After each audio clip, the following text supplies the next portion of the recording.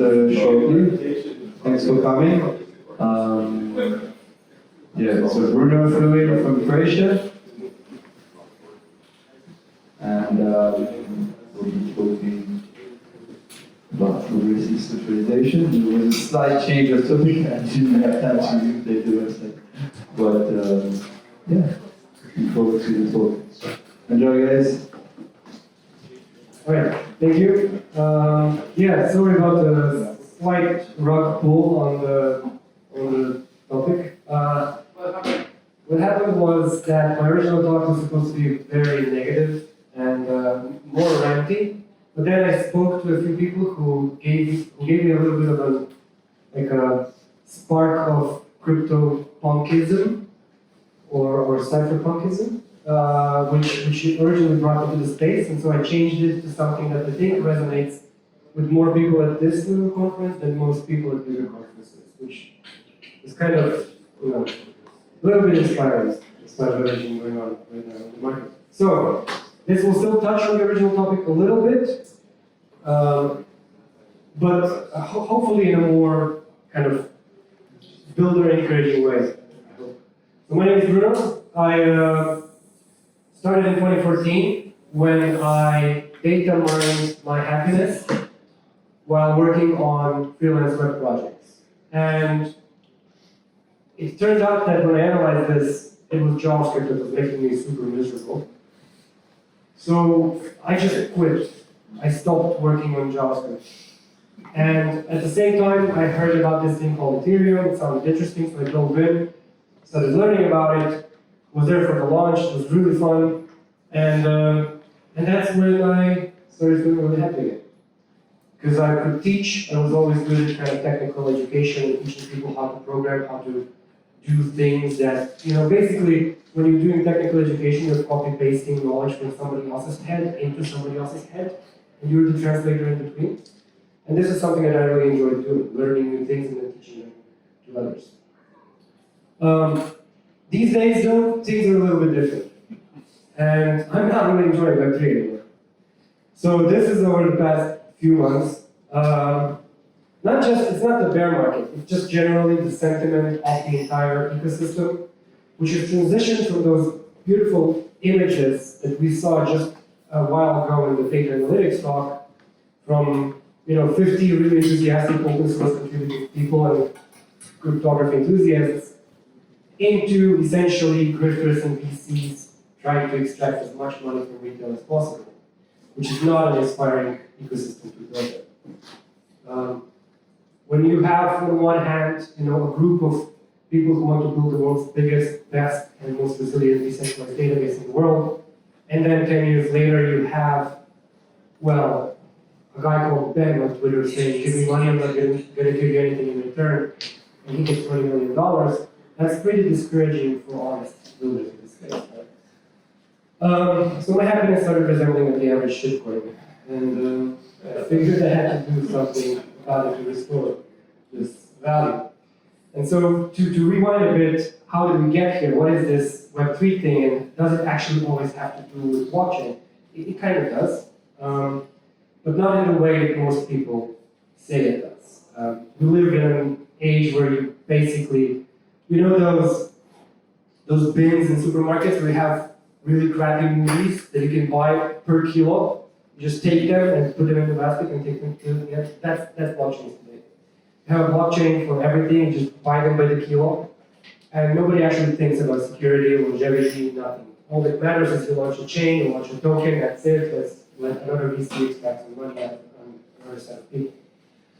And so how did we get here? Well, we got here through intermediaries. And blockchains are here because of intermediaries. And we are here because of intermediaries. Because humanity from, ancient ago, we always knew that we couldn't trust each other. Nobody trusted each other. So we always needed intermediaries to make sure that both sides got what they want.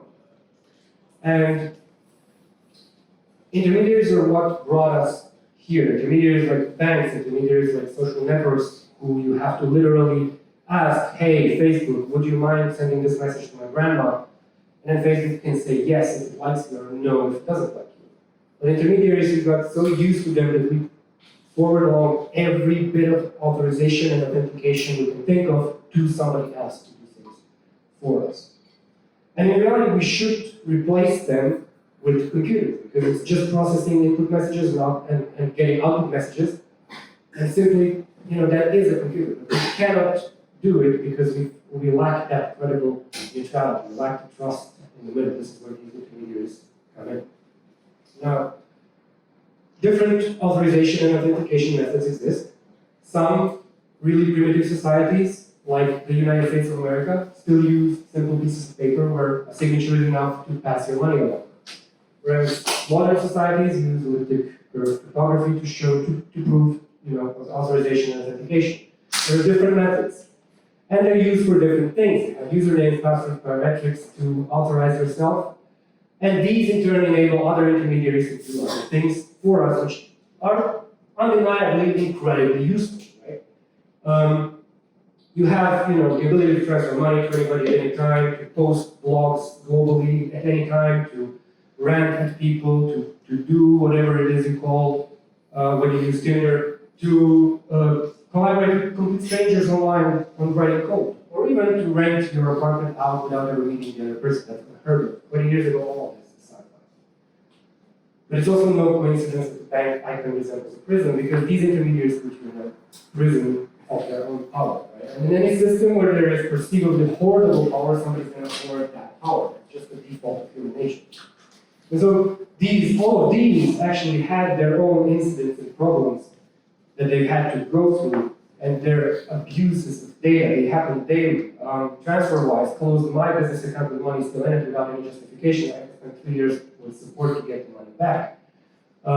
There's been data leaks about these dating apps, and Facebook itself is no stranger to controversy. Crackdowns on Airbnb renting just because there's a fat guy in a suit and a cigar somewhere being able to tell you, no, you're not allowed to do this.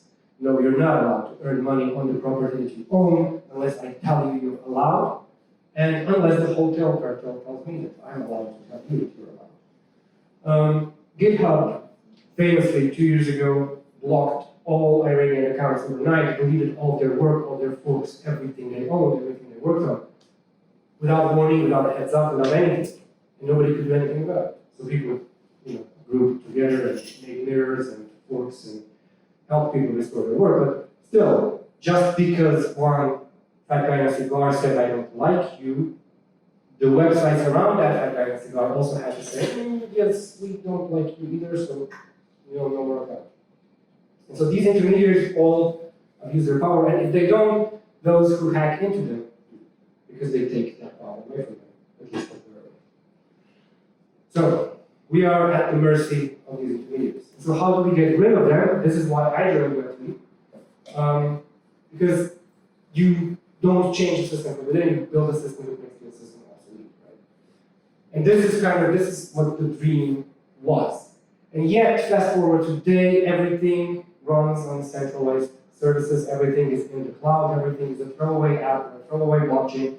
And I challenge everyone here to list 5 projects that have a team behind the project, and the project has lasted more than 3 years in crypto. Find more than 5 of such projects. By definition, this cannot. There's Maker, there's maybe Chainlink, there's these OGs that have really established their product on the fit. But otherwise, if you have a team that can disappear and your product is not resilient to the disappearance of that team, your product will disappear, your team will disappear. This applies to centralized exchanges as well. Everything falls apart because the fundamentals do not support it. We have about 30,000 unique people in crypto total. People, I say people, I mean users. So people who have in any way interacted with the blockchain directly. 30,000 at most. And I think I know all of them in my past 9 years of conference attendances. I think I've met all of them. 30,000 people, no more. I do not count gamblers on Coinbase.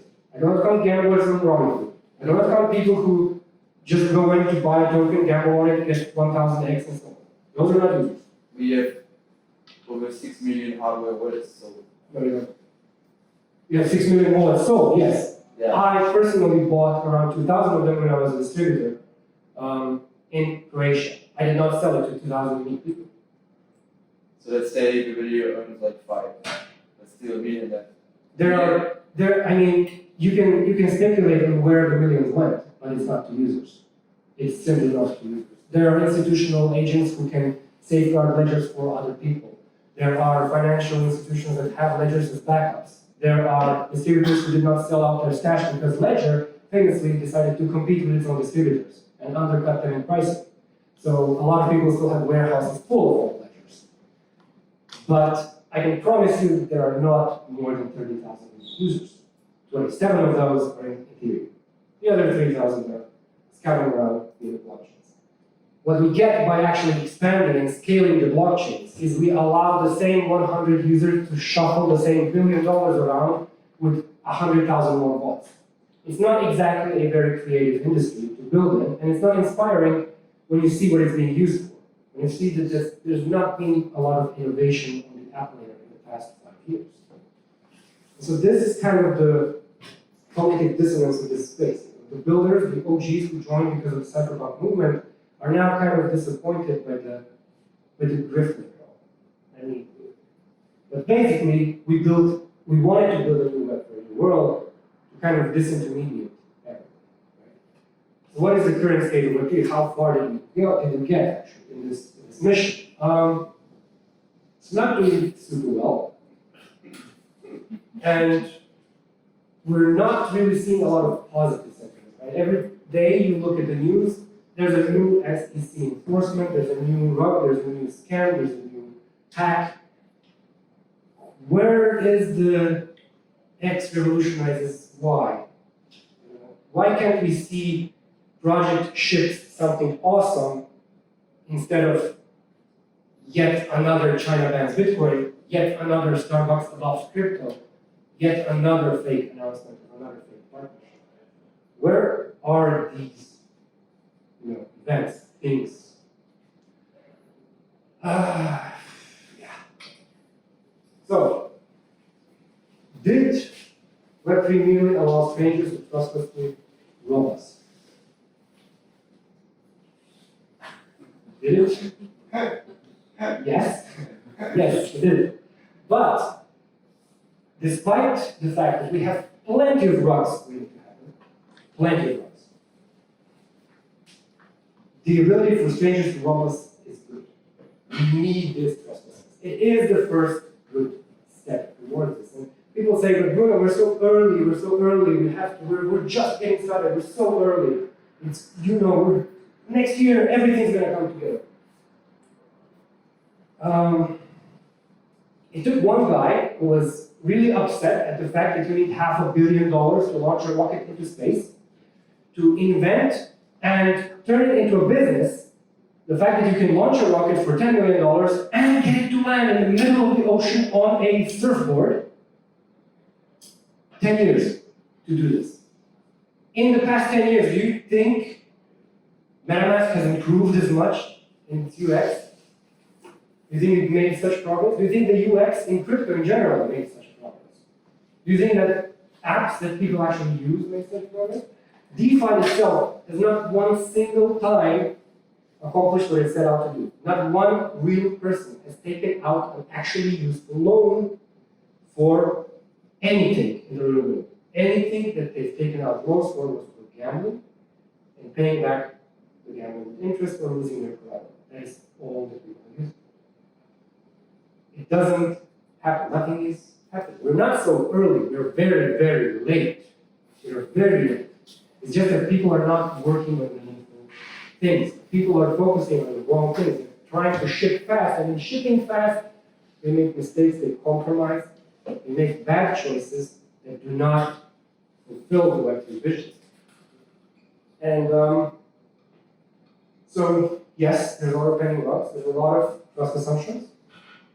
But even if you don't care about the trust angle of everything, what Web3 does still enable, and what I want to encourage people to try and use it for, is for the anti-authoritarian website.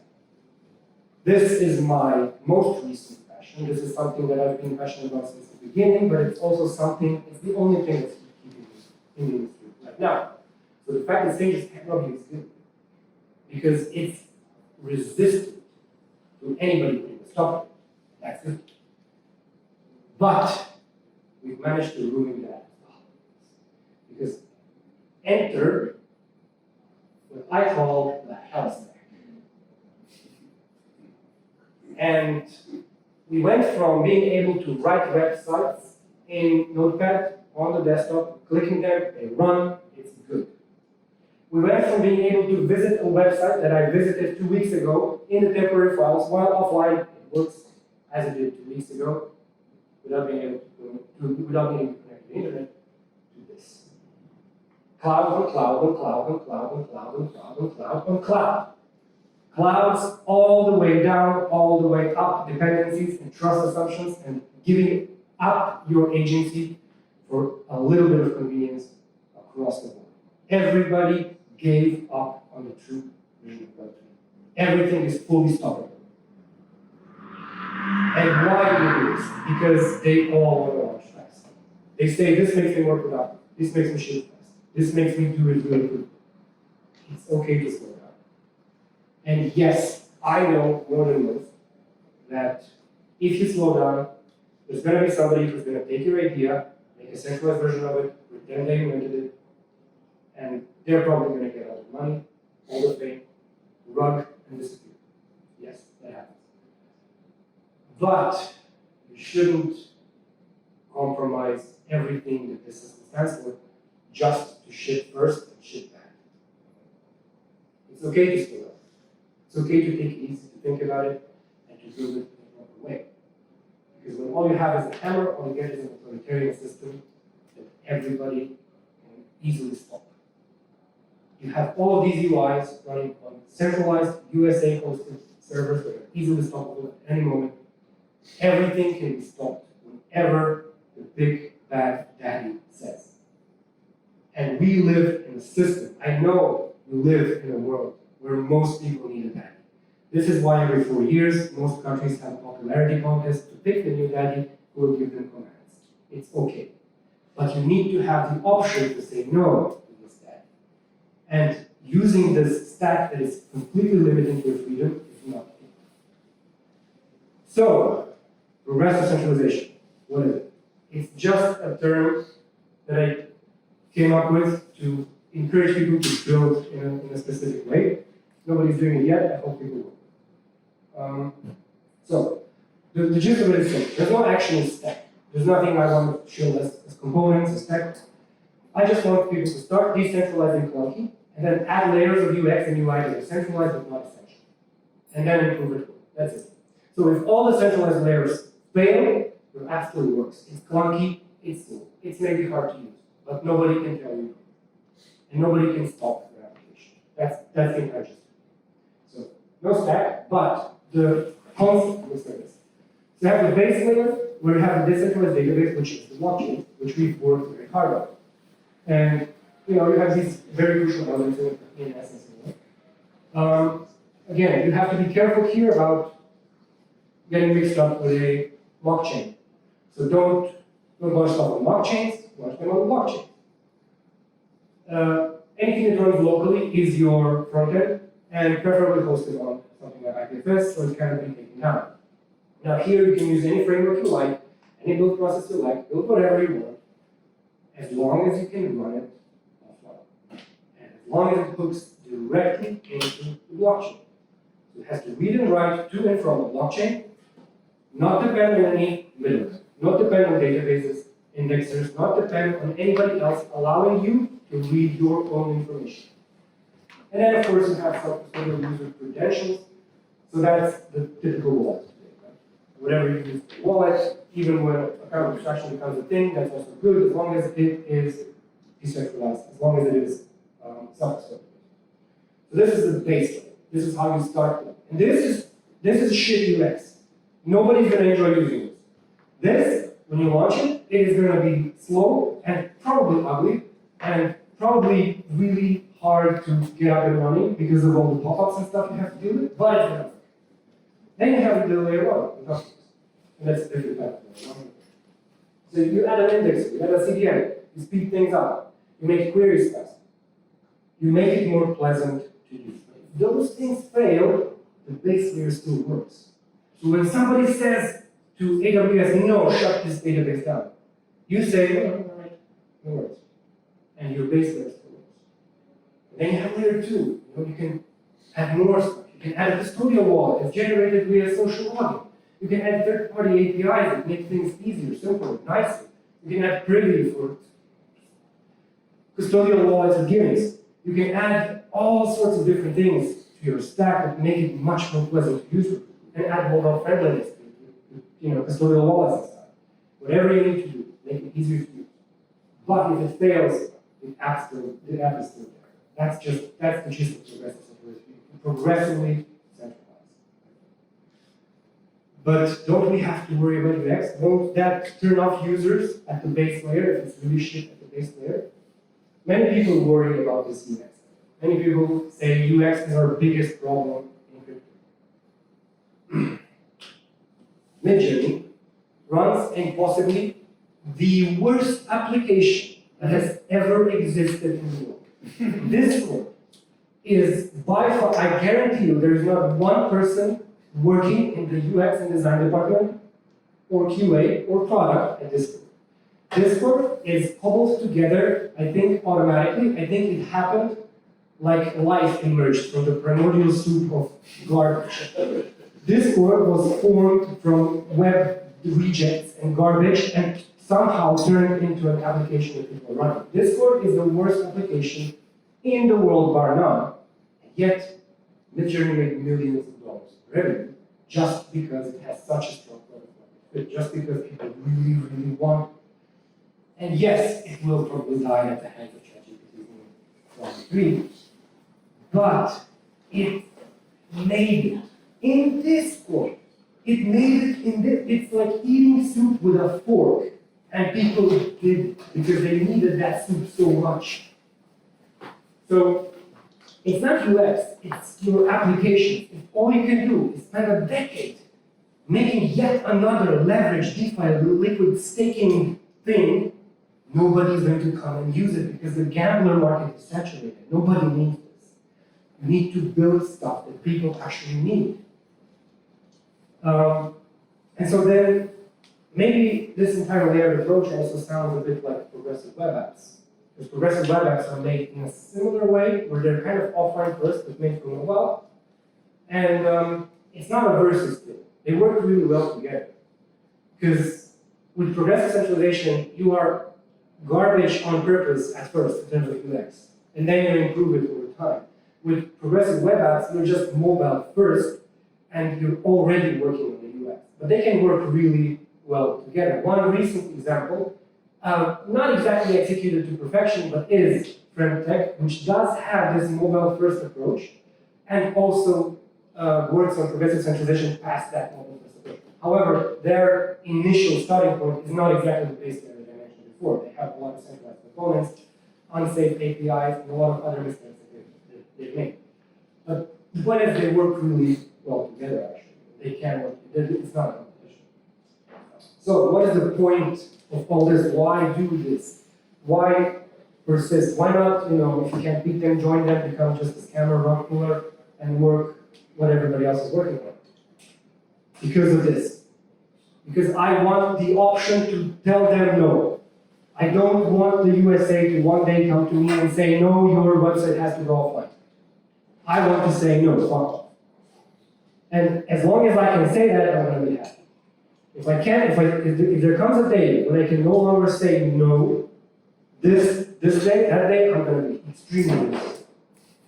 And so, with ever increasing global overreach of this incredible tyrannical government, I want to help people build tools to say no. Because if there ever comes a time when I get to say to people, I told you so, it's already too late because they can no longer access this information that they need to be able to say no.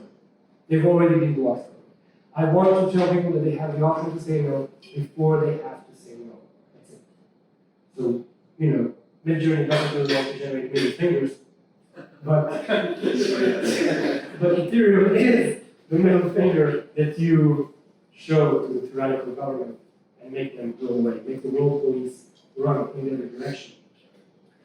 And while we're on the topic of the world police, relatively recently they just decided that cartoon drawings of cats are a security, and decided to punish the creators of these cartoon cats. So much so that marketplaces in Ethereum have preemptively decided to just delist the stolen cats, NFTs, and prevent all trading from them. Because these marketplaces are centralized, because they've compromised on everything I've talked about before, because they can very easily be stopped and jailed, they just preemptively caved. They weren't even asked to remove them, they just did it. So you can't really trade the stolen cats. So we at Remark, which is we build some NFT for those standards, we decided to kind of say no. And we wrapped these cats, upgraded them to NFT 2.0, and put them up on Singular.app, which is our marketplace, where you can actually still trade them and tell Big Daddy no. So yeah, make things that are life to build a legacy. If your team has to shut down because of bankruptcy or being jailed or destruction or nuclear war, make things that still exist after you are gone. If you have to close some doors, make sure that others are not locked outside the building. Make sure that your stuff is still there for them. This is everything that I really want from blockchain. This is what it was made for, to be the resilient World War III resistant database. And what we're doing today is not pushing it in that direction. So, I'm asking you to be a part of pushing it in that direction. That's it. Thank you.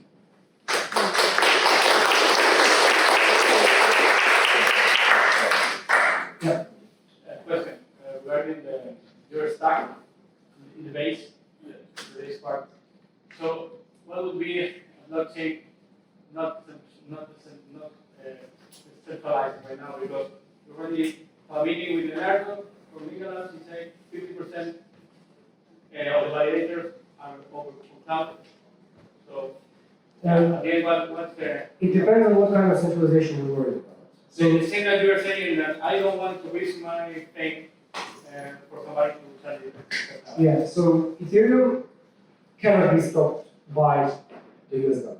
AWS can be brought down, that's going to knock out about 27% of the nodes, and that's all there is to it. And all the other nodes will still be working, it's all globally distributed in terms of block propagation. You will not be blocked from using it. So Ethereum is the safest bet, by far. I don't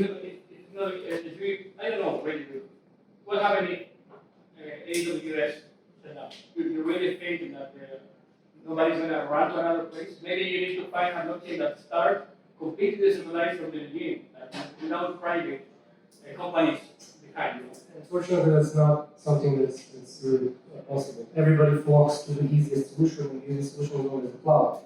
The fact is that Ethereum is designed to be resilient to these attacks. So even if it loses instantly 33% of its value, it's still okay.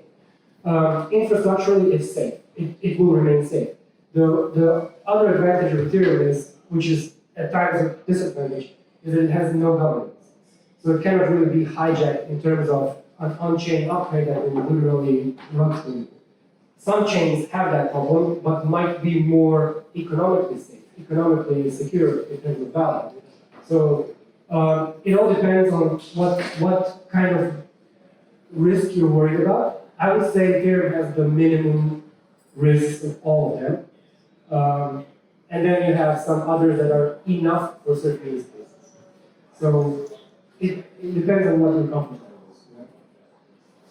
I definitely would say starting your own blockchain is not the way to do it. I mean, you can start your blockchain and inherit the security of another one, like starting a pirate chain in Polkadot, and then you inherit the security of all the validators. The thing is that particular ecosystem has its own set of problems, and those problems are governance capture. And that's a whole other set of problems that you don't want to deal with, that you don't ever want to encounter. So I would say Ethereum is the only truly eternal choice here, but all of these others are okay for non-world changing things.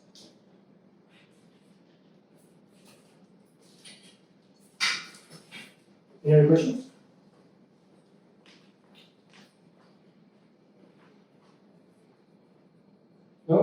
All right. Oh, yeah.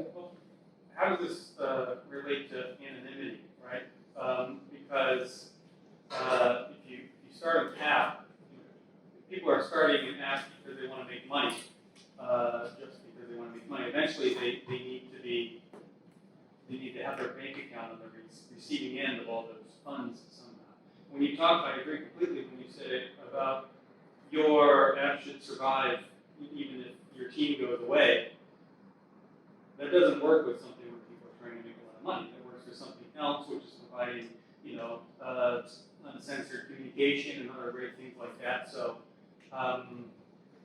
and furthermore, if, like you said, you have a website and you don't want a government to tell you to shut it down, if they know it's you running it and you could shut it down, then they just come and find you.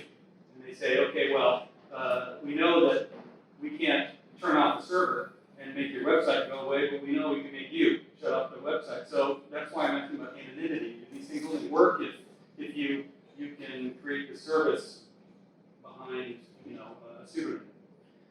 They can, and I would argue that more people should start things anonymously online. You don't actually need a bank account on the other end. You can now live mostly in crypto. In fact, there's plenty of services that allow you to pay for everyday goods and services with your crypto wallet without revealing your identity. And in Croatia, you can pay utility bills, you can do your shopping, you just pay with your mobile wallet, crypto wallet. That's it. Nothing. Nobody's going to ask you a thing. You also have no KYC, walk in, cash out, walk out locations, so nobody's going to ask you a thing. So it is possible to live in this anonymous way. I would say that you are spot on that they can stop you if you can stop the app. The goal is to make it so that you cannot stop the app. And this is what the guys at Tornado Cash did, and this is why they are the modern day heroes, because they built an application that truly outlasted the big banhammer of the USA. They told them, so the USA commanded the entire world to persecute these young folks who just wanted to develop cool stuff. They did, well, their lead did get arrested. He did get jailed, and yet Tornado Cash persists because it's on-chain, because the front end for the application can be rehosted anywhere at any time, and people have rehosted it, because you literally cannot stop it. And the more people use it, the better it gets, because it loads faster, because it's lightning fast. So everybody gets the cash in the machine and it's forwarded in the market. And it's a beautiful thing, because you can now casually, every day, send a little finger to the USA by using Tornado Cash whenever you can. Whenever you need clean ETH, you can just go there and use it and feel the USA squirm with rage because they can't do it. And that's a wonderful feeling, and this is something that more people should strive for. Well, that's an interesting use case. That's one I was thinking about. And you ask, if I ask a lot of my friends who aren't crypto people, they said, "Oh yeah, the Tornado Cash is gone," right? They just assume that. And then I said, "No, you can, it's the smart contract is still out there," and they're going to say, "Well, how do I know which is the right smart contract? How do I know that I'm not using some other guy's Tornado Cash thing?" So I agree completely, and it's cool to design it that way. I guess the general question is, what you still need to trust somebody to tell you which smart contract is the correct one, not the one somebody else wants. That is at the core of progressive centralization. When you start crappy, when you start decentralized, when you start with raw contracts and a raw UI on IPFS, you start with giving them the unstoppable thing. And so if the better thing that's built on the unstoppable thing goes away, it just defaults to the unstoppable thing. So they will never be confused about what to use. They will never land on any UI or contract that is unofficial because they're already there. They can't, by definition, land in the wrong place because the very beginning that they land on is the unstoppable version. So if you just build convenience layers on top, that's fine. If they disappear, it's still fine. They're still there, they can still use it. That's how they should have built Tornado Cash UI. Unfortunately, it was for convenience to go to Tornado.cash, which of course DNS just nuked, and that's it. But if they had built it on ENS, if they had started with ENS, then it would have been unstoppable from the get-go, and there would be no confusion. It would be much harder to decrease its usage as much as they had managed to decrease it. But it still works.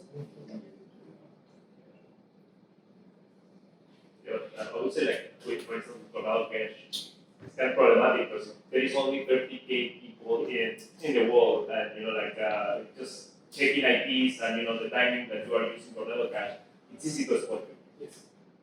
It is until we expand the pool or encourage sibling the pool and just basically spamming the user sets that people need to map to identification and then do other stuff. It will be, well, let's not call it easy, but it will be possible to reliably assume that you were part of it. Not prove, but assume that you were part of the mixing. Now, it depends on government to government how comfortable they are to act on unconfirmed evidence. USA is very comfortable with it. Yeah, they will go against you. They will go against you. Even if they are not pretty sure, but Yeah, they will go against you. exactly. So we do need to expand. This is why also this is another important aspect of progressive centralization. If you start with the thing that everybody uses, then it's going to be a big pool going forward. The pool on primary cache is small-ish right now because it's very hard to reach. It was orders of magnitude bigger when it was okay. People just don't know how to reach it. But if it started in the way that people, are landing on the final thing, then they're still there. Yeah. The other problem is, of course, the OFAC sanctions and the people caving. And again, it's centralized teams that are now in the kind of that have cornered themselves into, oh boy, well, we're a US incorporated company, I guess we have to put the OFAC blocks in our smart contracts. If they weren't, then we have to do it. So they've given up before they start. This is the point of all. If you're starting by asking permission, you're already there.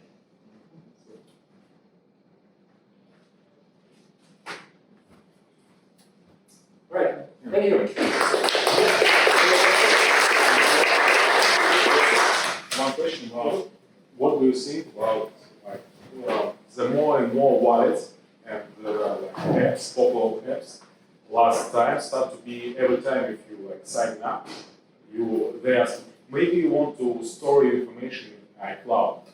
That's not compared with your idea. I mean that I'm the similar kind of guy, similar mindset that I like this way, but more and more apps asking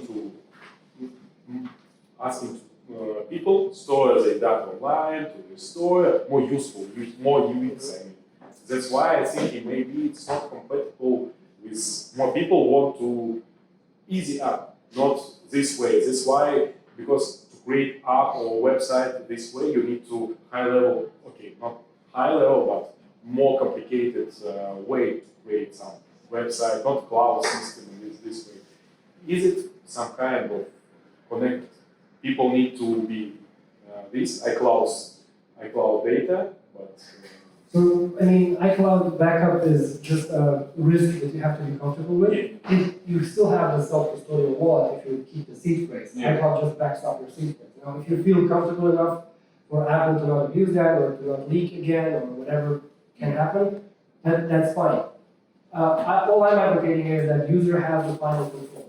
Yeah. So if you have something like Privy allows you to very easily register a new wallet on a mobile device.